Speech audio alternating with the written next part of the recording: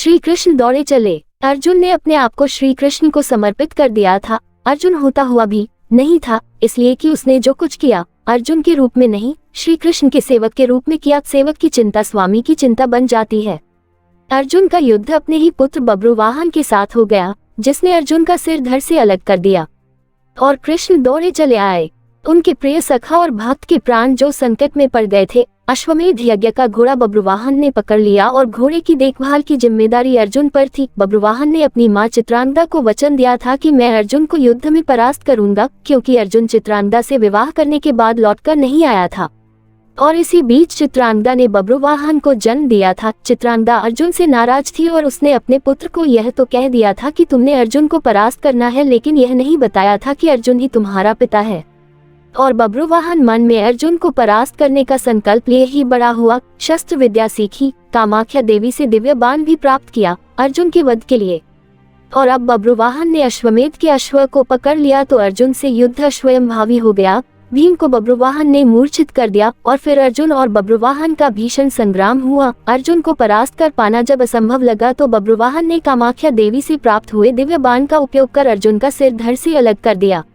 श्री कृष्ण को पता था कि क्या होने वाला है और जो कृष्ण को पता था वही हो गया। वे द्वारिका से भागे भागे चले आए। दाव को कह दिया, देर हो गई तो बहुत देर हो जाएगी, जा रहा हूँ।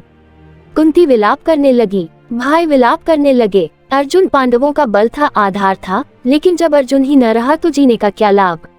माँ ने कहा, बेटा तुमने बीच मझधार में यह धोखा क्यों दिया।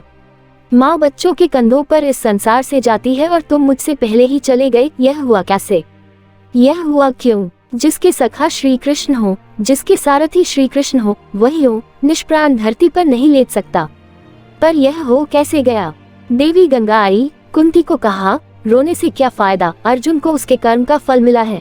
जानती हो अर्जुन ने मेरे पुत्र भीष्म का वध किया था धोखे से। वह तो अर्जुन को अपना पुत्र मानता था, पुत्र का ही प्यार देता था, लेकिन अर्जुन ने शिखंडी की आड़ लेकर मेरे पुत्र को बाणों की शया पर सुला दिया था। क्यों। भीष्म ने तो अपने हथियार नीचे रख दिए थे, वह शिखंडी पर बाण नहीं चला सकता था, वह प्रतिज्ञाबद्ध था, लेकिन अर्जुन ने तब भी मेरे पुत्र की छाती को बाणों से छलनी किया। तुम्हें शायद याद नहीं, लेकिन मुझे अच्छी तरह याद है। तब मैं भी बहुत रोई थी। अब अर्जुन का सिर धड़ से अलग है। बब्रुवाहन ने जिस बाण से अर्जुन का सिर धड़ से अलग किया है वह कामाख्या देवी माध्यम से मैंने ही दिया था। अर्जुन को परास्त कर पाना बब्रुवाहन के लिए कठिन था। आखिर उसने मेरे ही बाण का प्रयोग किया और मैंने अपना प्रतिशोध ले लिया। अब क्यों रोती हो कुंती। अर्जुन ने मेरे पुत्र का वध किया था और अब उसी के पुत्र ने उसका वध किया है, अब रोने से क्या लाभ। जैसा उसने किया वैसा ही पाया, मैंने अपना प्रतिशोध ले लिया।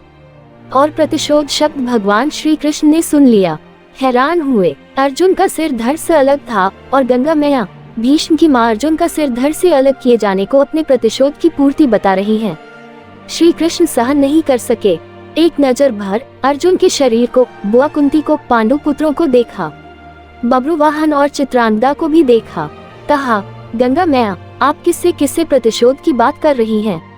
बुआ कुंती से, अर्जुन से, या फिर एक माँ से?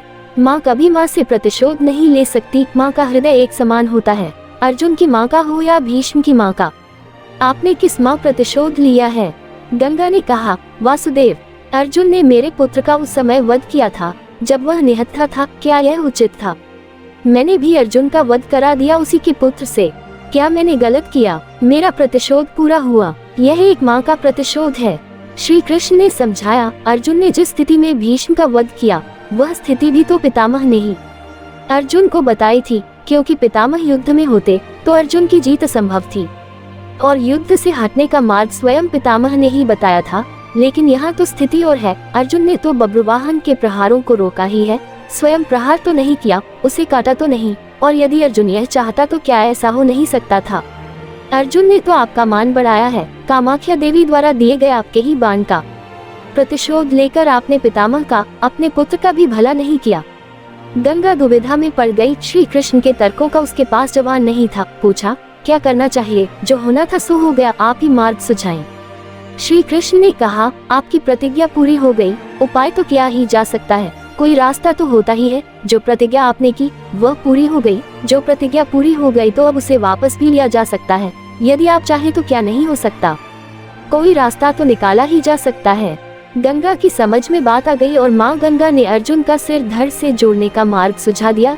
यह कृष्ण के तर्कों का कमाल था, जिस पर श्री कृष्ण की कृपा हो, जिसने अपने आप को श्री कृष्ण को सौंप रखा हो, अपनी चिंताएं सौंप दी हो, अपना जीवन सौंप दिया हो, अपना सर्वस्व सौंप दिया हो, उसकी रक्षा के लिए श्री कृष्ण बिना बुलाए चले आते हैं। द्वारिका से चलने पर दाव ने कहा था, कान्हा, अब अर्जुन और उसके पुत्र के बीच युद्ध है, कौरवों के साथ नहीं, फिर क्यों जा रहे हो? तो कृष्ण ने कहा था, दाव, अर्जुन को पता नहीं कि वह जिससे युद्ध कर रहा है वह उसका पुत्र है, इसलिए अनर्थ हो जाएगा और मैं अर्जुन को अकेला नहीं छोड़ सकता। भगवान और भक्त का नाता ही ऐसा है, दोनों में दूरी नहीं होती, और जब भक्त के प्राण संकट में हो तो भगवान चुप नहीं बैठ सकते।